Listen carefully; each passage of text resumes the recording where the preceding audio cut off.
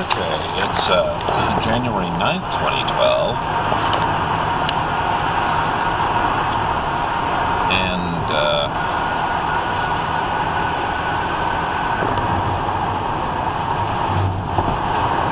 wanted to talk a little bit more about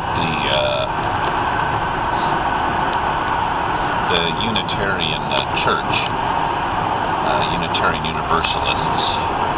After I left Mormonism back in 94, 95, I searched around for other churches, and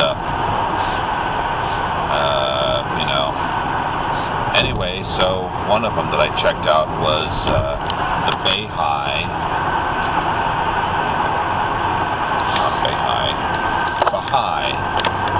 Baha'i, not Baha'i, Baha'i. The Baha'i faith. And anyway, so I went there, and one of them, they were talking about,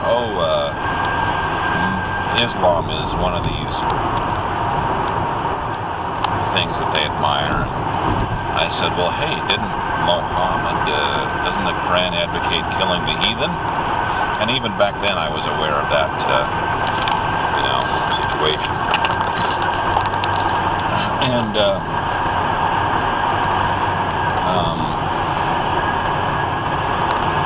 they didn't have much of a response to that. And then, then in subsequent years, I joined both the, I joined two Unitarian churches here in Salt Lake Valley. And,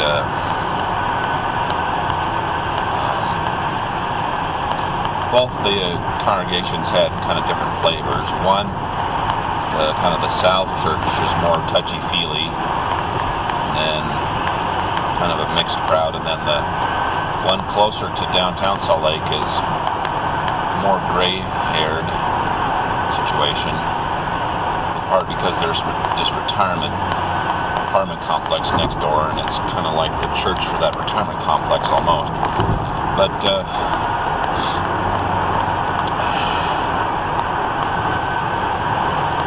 anyway,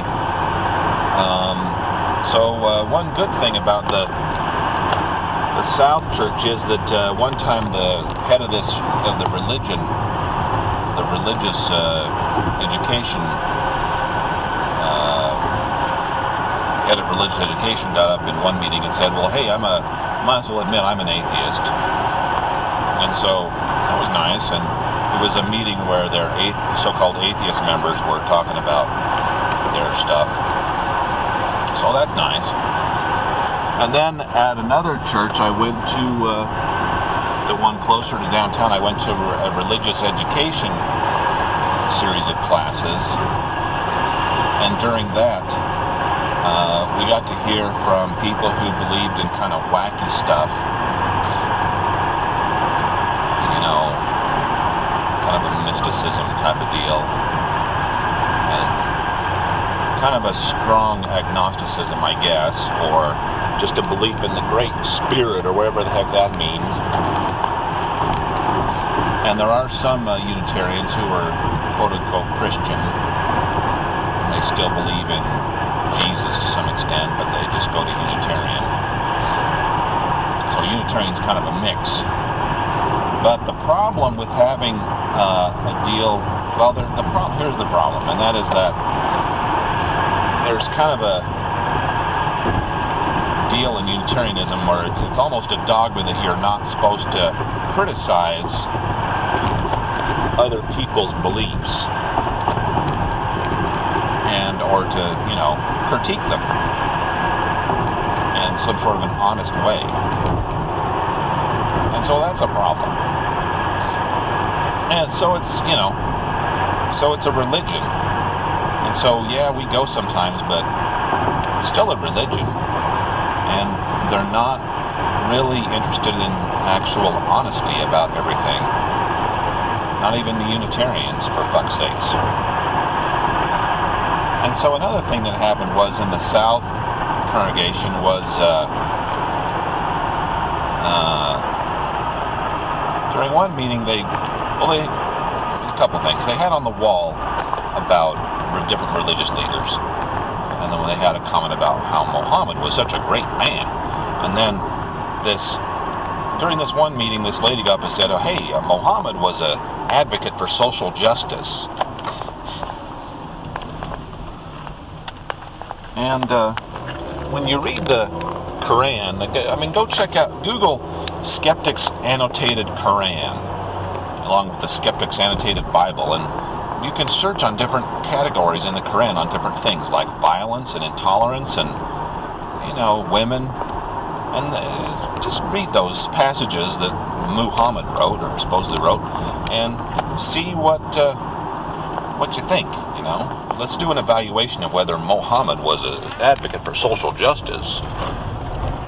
Was he an advocate for social justice when he married a 6-year-old and had sex with her at age 9? Was he an advocate for social justice when he engaged in theocratic wars against other people who weren't Muslim? He was an advocate for social justice.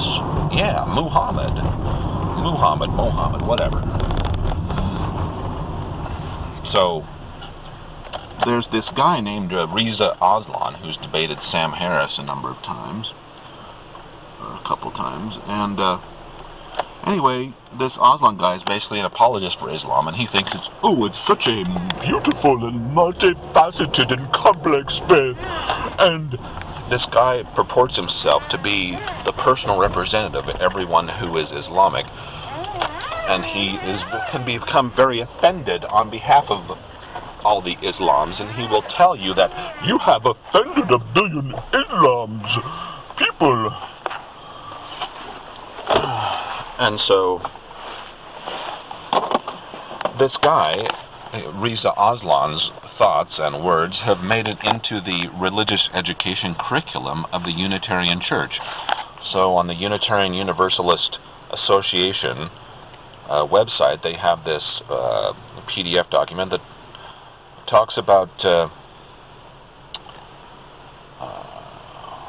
how Mohammed was just such a shared traveler on the road to social justice, and things like that. And it's basically people talking out of their ass, and people not willing to be honest about, let's be honest about the founders of religions, whether it's Mohammed or Joseph Smith or David Koresh.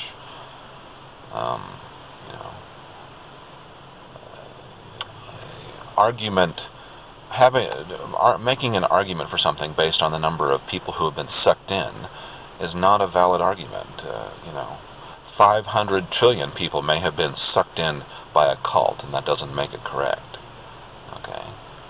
So, religions are a natural phenomenon, but that doesn't, and the good that comes from religion may be natural, but that doesn't mean there's also some bad parts to religion.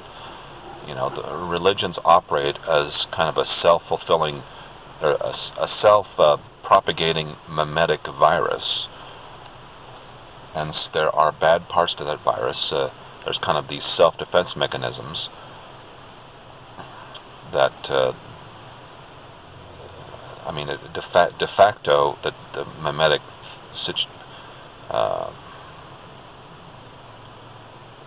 the group of memes de facto operate as a virus where they, criticize doubt, and you're not allowed to criticize the leader. And maybe there's some evolutionary reason for having our brains susceptible to that type of thing, but, as far as moving forward, maybe it's time that we be able to take a step back and examine what the truth is of the situation. So, yeah, we like Unitarians sometimes, but some of their leaders and some of their members have their heads right up their asses, just like other religions do also. So, we may continue to go, but I'm not going to be dishonest, okay? And the Unitarians aren't going to make me dishonest either. Okay, so this is further commentary on this document, the Unitarian Universalists in Islam, documented Introduction to Interfaith Dialogue, and Reading Group Guide, put out by the Unitarian Universalist Association of Congregations, Washington Office for Advocacy. So, I may have explained earlier, after I left Mormonism, I checked out various religions, and first one of them I tried was the Baha'i group, and my concern with them is that one of the people was Islamic, and they basically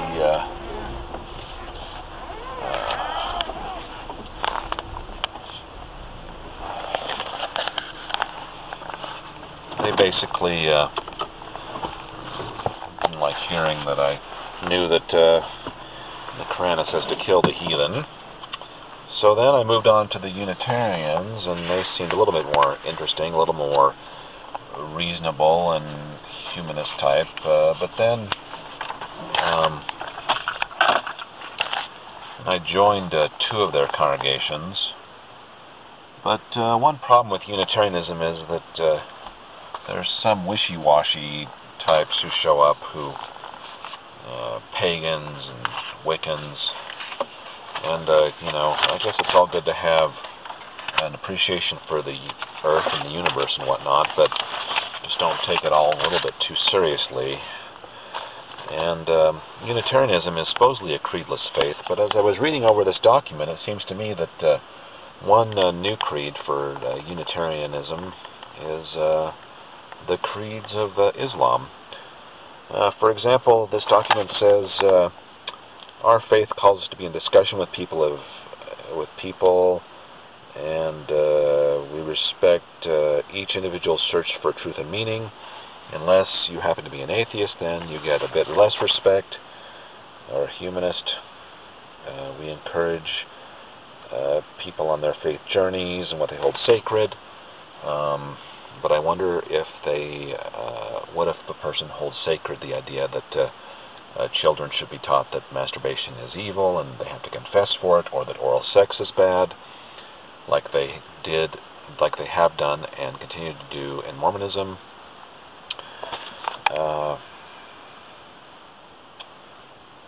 So they say, we believe that there are many valid paths to the divine.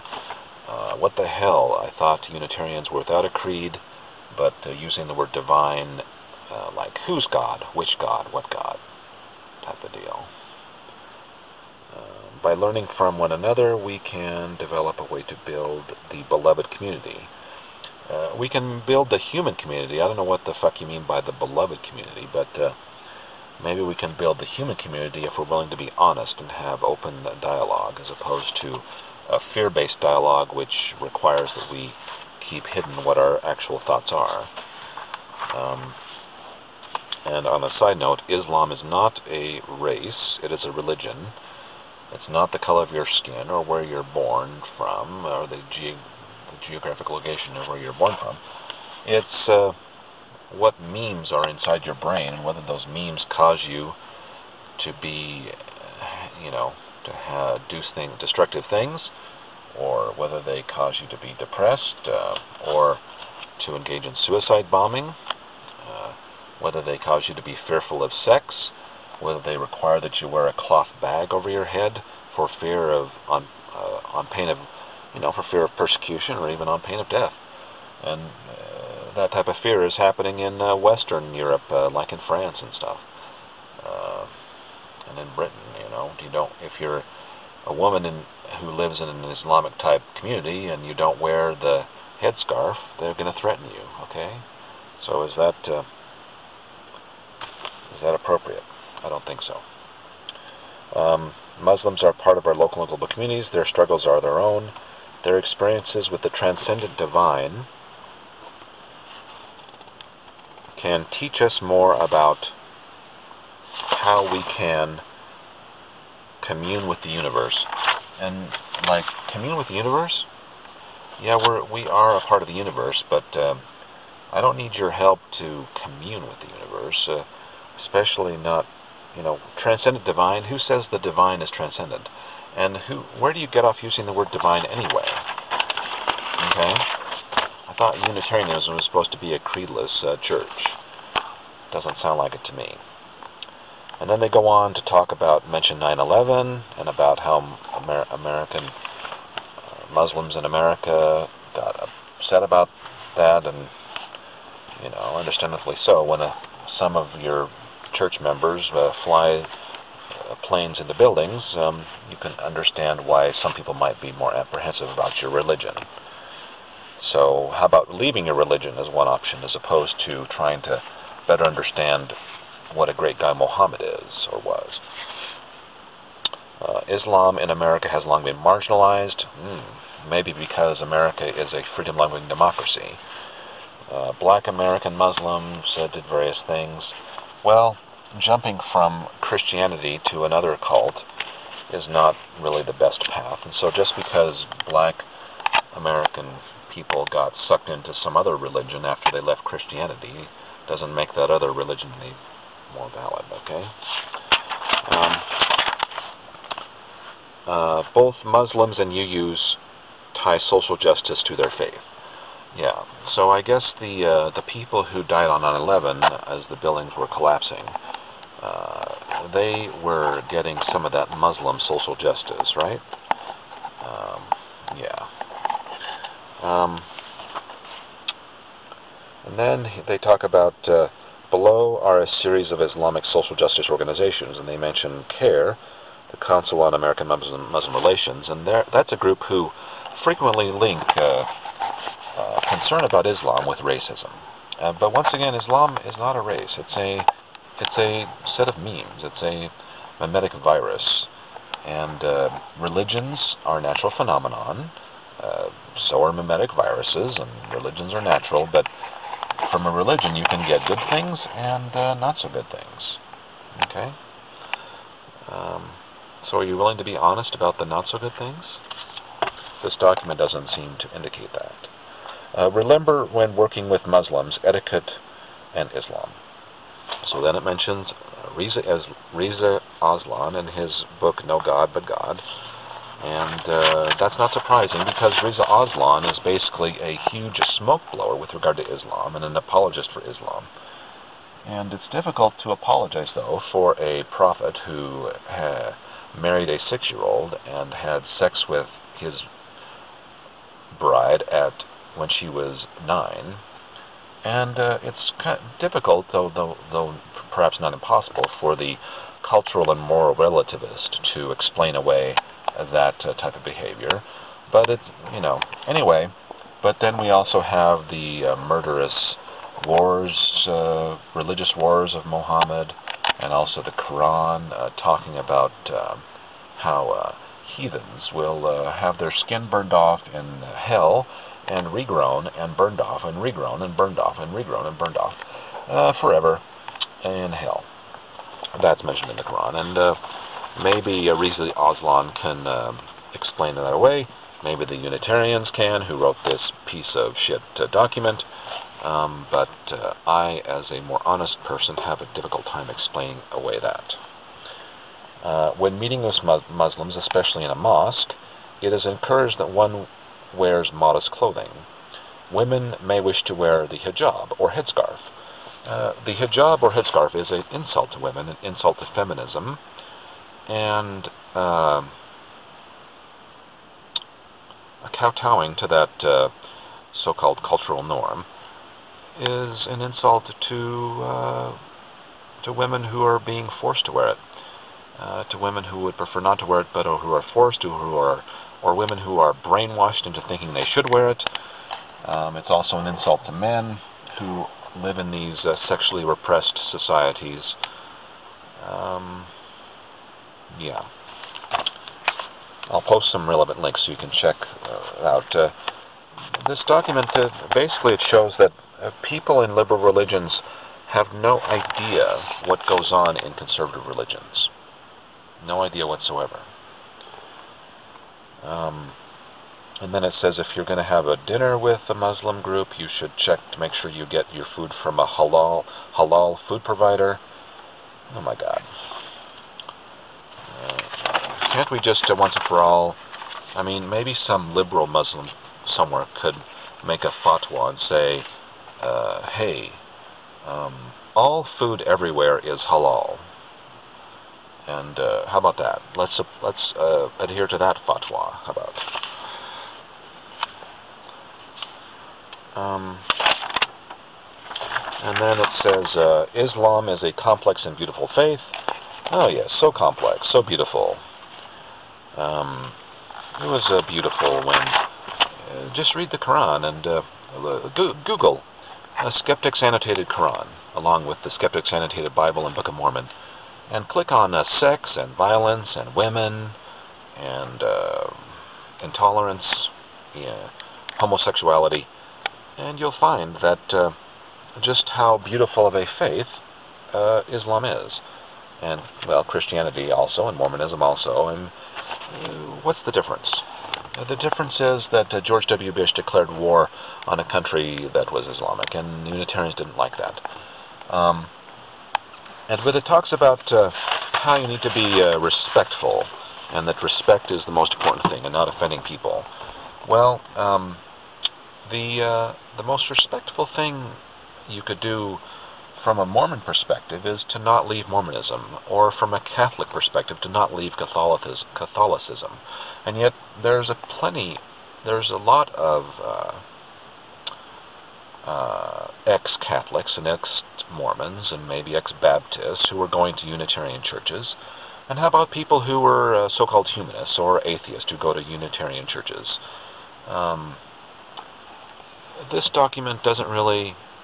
It seeks essentially to marginalize us.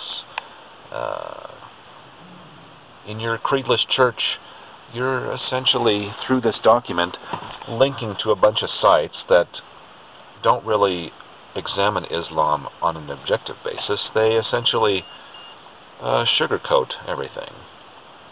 And that's no good either. So, yeah. So anyway, I'll post a link to this document, and if you're an atheist going to a Unitarian church or a humanist, you might consider whether this document is really appropriate. Does it match up with what your group, what you thought Unitarianism is or should be? So Unitarianism is a social group. It's a set of memes. And but it's not that different from other religions, which have taboos against criticizing the tenets of the religion. And the tenets of Unitarianism, more recently, apparently are that Islam is a religion of peace, that Mohammed was such a great guy and an advocate of social justice, that Mohammed was a pro-women's rights type of guy, and he was just so patient and such a great guy, and we should not criticize people who believe in him for this particular belief, and that we should, make note of Ramadan and halal food and essentially become as Islamic as possible, because we feel that this is an appropriate response to our anger over what George W. Bush did in Iraq. But as an atheist, as an ex-Mormon, I have to say that I think the most important thing to do is to be honest, and that true, fruitful dialogue comes through being honest. And if you have taboos against being honest, then you're not really interested in a dialogue. You're just interested in lies. And so, sadly, Unitarianism, at least with regard to the leadership, is apparently interested in lies as well. So, my family may continue to go to Unitarian meetings on an occasional basis, but we're going to be wary and careful, wary of people who think that, we shouldn't be honest about what all religions are. Examine each one individually and see what good they do and what bad they do, and what bullshit needs to be tossed out. Can you do that in your religion? Well, Mormonism didn't... I'm not going to fucking go back to Mormonism and kiss the ass of the Mormon God, and I'm not going to kiss the ass of Unitarian leaders who want me to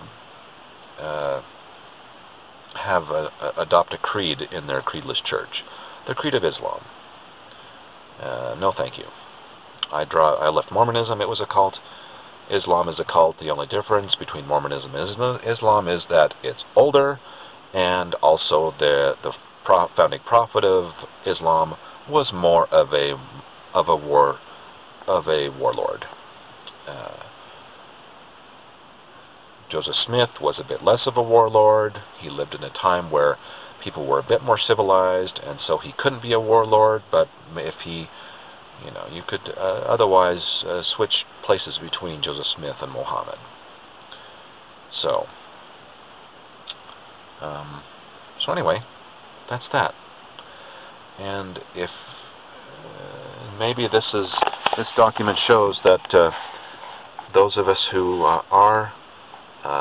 who did leave conservative religions and who know what it was really like inside of conservative religions, maybe we need to more actively form other social groups besides just relying on Unitarians for our so-called recovery from conservative religion, because these people don't know shit of what went on in the churches we went to, and they aren't interested in supporting us. So we can go into their buildings and either tell them to listen to what we have to say, or we can go elsewhere and create our own groups.